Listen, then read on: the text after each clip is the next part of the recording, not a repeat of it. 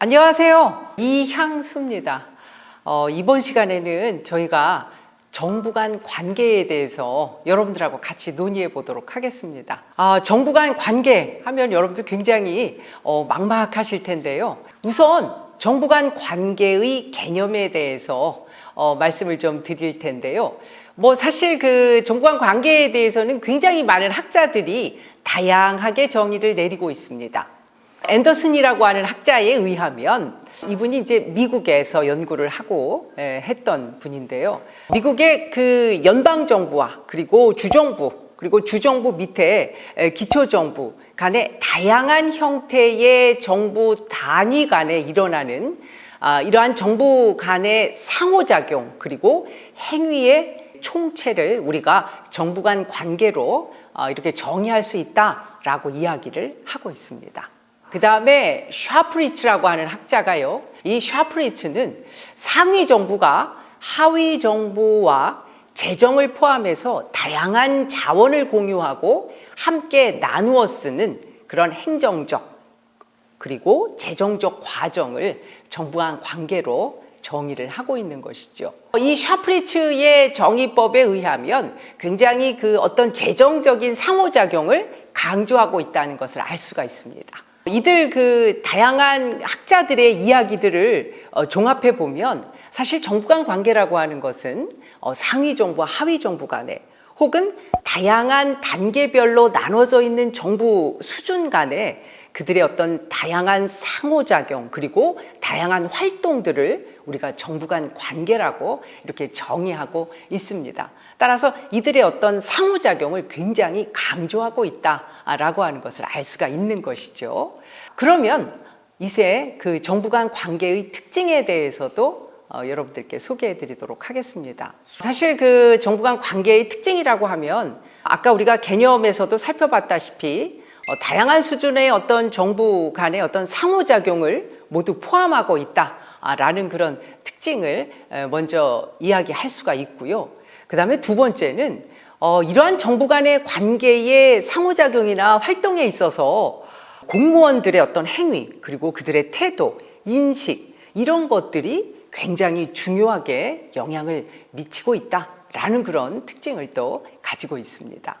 그리고 세 번째, 이러한 다양한 정부 간의 어떤 관계 속 안에는 실질적으로 그들 정부 안에서 일을 하고 있는 공무원들의 일상적이고 아주 지속적인 그러한 활동 그리고 상호관계를 포함하고 있는 점이 역시 그 정부 간 관계의 특징이라고 할 수가 있습니다. 그 다음에 네 번째는요. 사실 그 정부에서 일하고 있는 다양한 공무원 계층들이 있죠. 기관장을 비롯한 어떤 선출직이 있을 뿐만 아니라 비선출직들도 있습니다. 그래서 이러한 그 선출직뿐 아니라 비선출직의 모든 그 공무원들 그리고 공직자들의 어떤 역할과 중요성이 굉장히 강조되고 있다라고 하는 것이죠. 그 다음에 또 다섯 번째는요. 우리가 정부 간 관계를 논의하면서 가장 중요한 이슈 중에 하나가 바로 재정 관계에 있을 것입니다. 그래서 사실은 이제 국가 그리고 지방 정부 간의 어떤 조세 체계 그리고 국세와 지방세의 어떤 그런 배분 문제, 다양한 정부 간의 이전 재원에 대한 어떤 재정적인 관계가 굉장히 중요한 그러한 정부 간 관계에 있어서 또 특징 중에 하나다라고 이렇게 이야기를 할 수가 있습니다. 그러면 정부 간 관계의 어떤 정책적인 함의에 대해서 또 살펴보도록 하겠습니다. 정부 간이라고 할 때 이 간이라고 하는 것은 관계를 뜻하지요. 그래서 중앙정부와 지방정부 간의 관계 혹은 그 지방정부 내에서도요. 광역정부와 기초정부 간의 관계 그리고 광역정부와 또 다른 광역정부 간의 관계 굉장히 다양한 관계를 저희가 상정할 수가 있습니다. 특히 여기서 이 관계라고 하는 것은 이 상위 정부와 혹은 그 밑에서 지휘나 통솔 혹은 어떤 지시를 받는 관계에 있는 그러한 정부와의 어떤 수직적 통제 관계를 의미하기도 하고요. 그 다음에 때로는 수평적인 통제 관계에 놓여 있는 그러한 정부 간의 관계에 대해서도 이야기를 할 수가 있습니다. 그리고 때로는 서로 수평적인 관계에 있는 정부 간의 협력적이고 상호 의존적인 관계로 이렇게 그러한 관계를 구분짓기도 합니다. 물론 그 수직적 통제 관계의 경우에는 대부분 중앙정부하고 지방정부 간의 어떤 그러한 그 구조를 이야기들을 많이 합니다. 사실은 최근에 들어서서 이러한 수직적 통제 관계에 대해서 많은 분들이 다소 그 비판적인 시각을 가지고 있는 것이 사실입니다. 특히 이제 우리나라와 같은 경우에 중앙정부와 지방정부 간의 관계에 있어서 어떻게 보면 이제 지배와 피지배의 관계 혹은 통제와 그리고 그 통제를 받는 그러한 피통제 기구로서의 관계로 인식하는 경향이 있어 왔죠. 물론 이제 최근에 들어서서 중앙정부와 지방정부 간의 관계를 조금 더 동등하고 수평적인 관계로 이렇게 발전시키려고 하는 그런 움직임이 많긴 합니다만 여전히 중앙과 지방 간의 관계에 있어서는 수직적 통제적인 관계로 이해하는 그러한 시각이 많다라고 하는 것이죠. 반면에 수평적 관계는 중앙정부와 지방정부가 대등한 관계로 이렇게 놓여 있다라고 인식하는 것입니다. 그래서 이 지방정부를 통제나 어떤 동원의 대상이 아니라 같은 수준에서의 어떤 의사결정에 동등한 주체로서 인식하는 이러한 인식법이 바로 수평적 관계다라고 이렇게 이야기를 할 수가 있습니다. 따라서 물론 그 수평적 관계라고 하는 것은 사실 중앙정부와 지방정부 간에 있어서의 어떤 그러한 관계에 있어서 수평적인 그러한 관계를 이야기하는 것은 물론이고 지방정부 내에서도 이 광역정부와 기초정부 간의 관계 이런 것들에 대해서도 논의를 할 수가 있겠습니다. 그 다음에 우리가 또 정부 간 관계에서 아주 중요한 그러한 포인트 중에 하나가 중앙과 지방 간의 이 관계를 어떻게 하면 우리가 상호 의존적이고 더 나아가서는 협력할 수 있는 관계를 형성할 것인가가 굉장히 중요하다라고 할 수가 있습니다. 사실은 이제 그 정부 간 관계는 지역마다 혹은 국가마다 어떤 사회의 어떤 특성이나 문화에 따라서 굉장히 다양한 형태를 띠고 있습니다. 우리나라 정부 간 관계는요, 제가 앞서서 그 개념 정의 과정에서도 말씀드렸다시피 중앙과 지방 간의 어떤 그 정부 간 관계를 다소 수직적인 그런 관계로 이해를 하고 있습니다. 여기 지금 제가 대리인 모형이라는 말씀을 드렸는데요. 여기서의 대리인이라고 하는 것은 중앙정부에서 지방정부와의 관계를 지칭하는 것이죠. 다분히 이 대리인이라고 하면 주인이 있을 겁니다. 그러면 주인이 어떠한 명령이나 혹은 지시를 내렸을 때 그것을 그대로 수행하는 그러한 사람을 우리가 대리인이라고 이야기할 수가 있는 것이죠. 따라서 우리나라의 어떤 정부 간 관계에 있어서는 향후에 미래에 있어서는 이러한 그 대리인 모형 관계에서 조금 동반자적이고 그리고 상호 의존적이면서 협력할 수 있는 그러한 관계로 발전시켜 나갈 필요가 있다라고 하는 것입니다.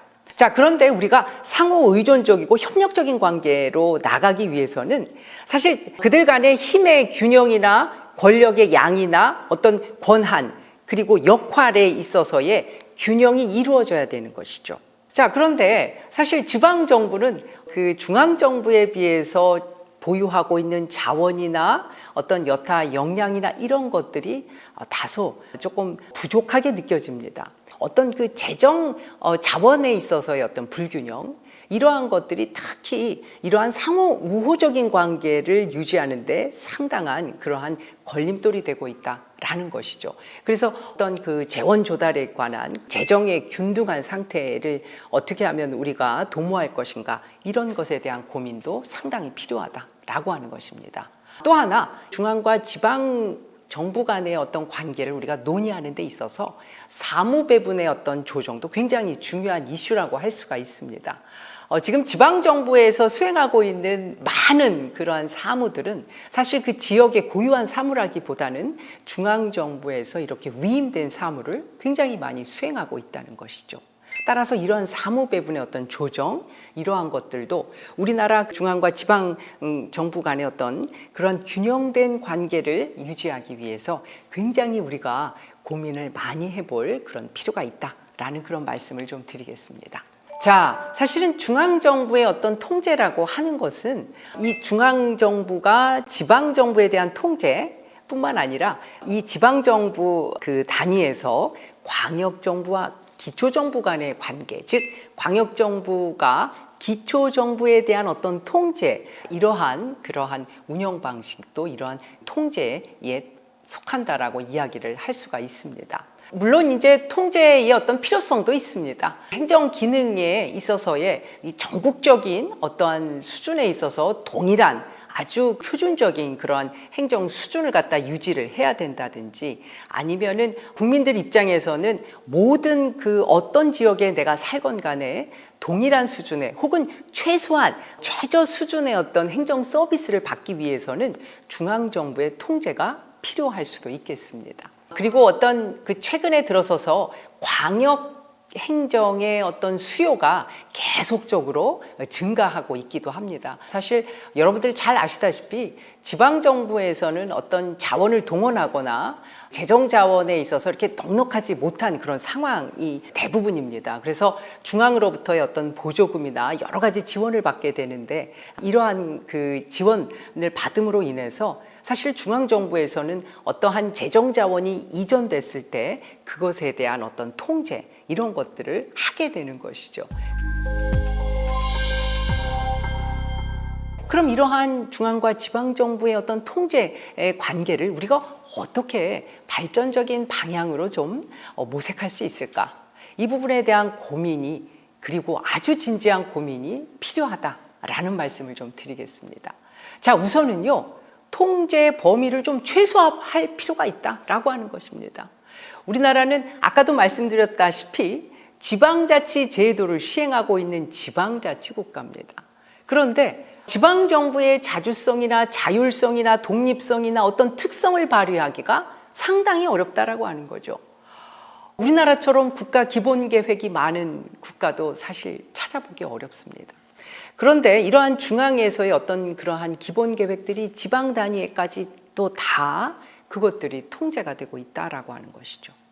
물론 국가 전체적인 차원에서의 어떠한 최소한의 그러한 통제는 필요하지만 너무 지나치게 세세한 영역까지 우리가 규제하고 지나친 간섭은 향후에는 조금 지양할 필요가 있다라는 그런 말씀을 좀 드리고요. 특히 그 비권력적인 관계를 우리가 형성할 필요가 있으면서 아울러서는 궁극적으로는 협력적이고 협업적인 어떤 관계를 어떻게 하면 모색할까라고 하는 것에 대한 고민이 필요하다라는 것입니다.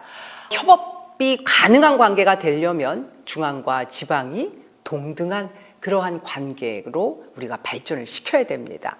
이 협업이나 협력이라고 하는 것은 결코 수직적인 관계에서 일어나지 않습니다. 자, 수직적인 관계는요, 일방적인 명령과 지시와 통제의 관계죠. 그런데 이것이 협업이나 협력이 가능해지려면 균형적인, 그러니까 서로의 위치나 수준이 비슷한 관계로 나가야 합니다. 그래서 이러한 협동적인 통제 혹은 협동적인 관계로 나가기 위해서는 여러 가지 재정적인 차원에서 그리고 권력 배분적인 차원에서 힘의 균형점을 찾아가도록 노력을 하셔야 된다라고 하는 거죠. 그리고 수직적인 어떠한 관계에 있더라도 이 분업 체계, 그러니까 중앙에서 지방에 필요한 그러한 것들도 있을 것입니다. 매번 중앙에서 지방을 도와준다라고 하는 인식을 우리가 좀 버릴 필요가 있다. 지방정부에서도 중앙정부에 여러 가지 지원을 해주고 후원을 해주고 하는 혹은 때로는 지지를 보내는 그러한 것들도 굉장히 다양한 영역에서 얼마든지 발견되고 있습니다. 그래서 이러한 것들 우리가 상호 협력적인 그러한 분업체계를 확립할 필요가 있다라고 하는 것이죠.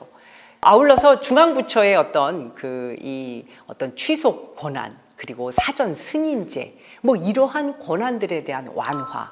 작업도 굉장히 중요한 그러한 중앙 통제를 우리가 정말 협력적인 관계로 나아가는 데 있어서 굉장히 중요한 지점이다라고 이렇게 말씀을 드릴 수가 있습니다.